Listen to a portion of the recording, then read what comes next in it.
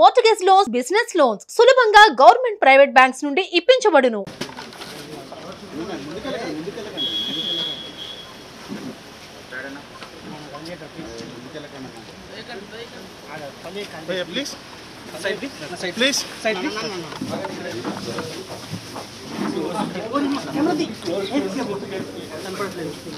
కనపడాలి కదా.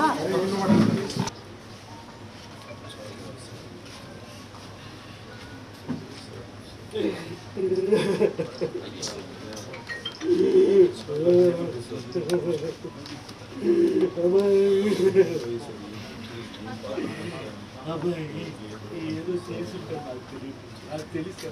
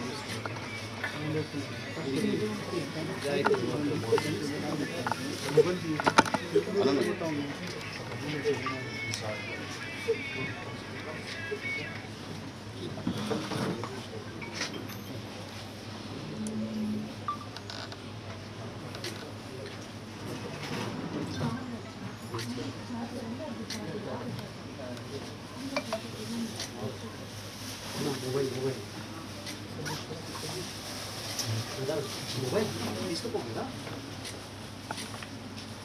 కొంచెం లెక్క ముందుందో లెక్కండి అలానే నా మొబైల్ అందరూ ముందు తీసుకెళ్ళి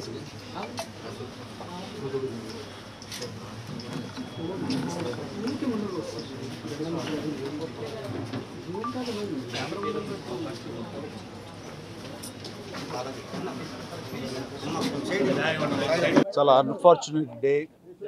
నా మిత్రుడు 46 సంవత్సరాల అసోసియేషన్ నాకు రాజేంద్ర ప్రసాద్ గారికి, నా బిడ్డలు వాళ్ళ బిడ్డలు కలిసి పెరిగారు. అటు చెన్నైలో కానీ ఇక్కడ ఈ హైదరాబాద్లో కానీ ఎప్పుడు కలుసుకున్నా ఫ్యామిలీ పరంగా రాజేంద్ర ప్రసాద్ మాట్లాడుతుంటాడు. వాళ్ళ కుటుంబం, వాళ్ళ ఎదుగుదల, బిడ్డల పెరుగుదలని, అలాగే మా ఇంట్లో మా విషయాలు మేము చెప్పుకుంటుంటాం. అలాంటిది ఈ రోజున వినకూడని ఓ దుర్ఘటన, అకాల మరణం తన ఇంట్లో చోటు చేసుకుందంటే చాలా చాలా బాధ అనిపిస్తుంది. ఎందుకంటే ఆ వయసు బిడ్డలు నాకు ఉన్నారు. అలాంటి బిడ్డ అనుకోని విధంగా ఈ రోజున కాలం చెందడం అన్నది చాలా మనస్తాపానికి గురయ్యాను.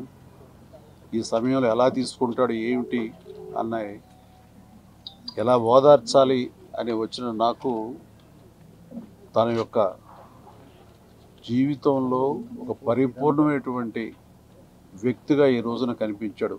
అందరికి తెలిసి అందరు నవ్వించే, అందరికీ వినోదం పంచే రాజేంద్ర ప్రసాద్ ఈ రోజున తన వెంట విషాదం జరిగింది. ఆ విషాదం ఎలా తీసుకుంటాడు అని అనుకుంటే, తనకున్నటువంటి వ్యక్తిత్వంతో ఆ బాధను కూడా దిగమింగుకుని మళ్ళీ తప్పదు జీవితంలో మనం అన్నీ చవి చూడాలి, భగవంతుడు ఎన్ని పరీక్షలా పెడతాడంటూ ఒక వేదాంతలాగా తను మాట్లాడుతుంటే మరింత బాధ అనిపించింది. అలాంటి నా మిత్రుడికి ఇలాంటి సంఘటన జరగకూడదు.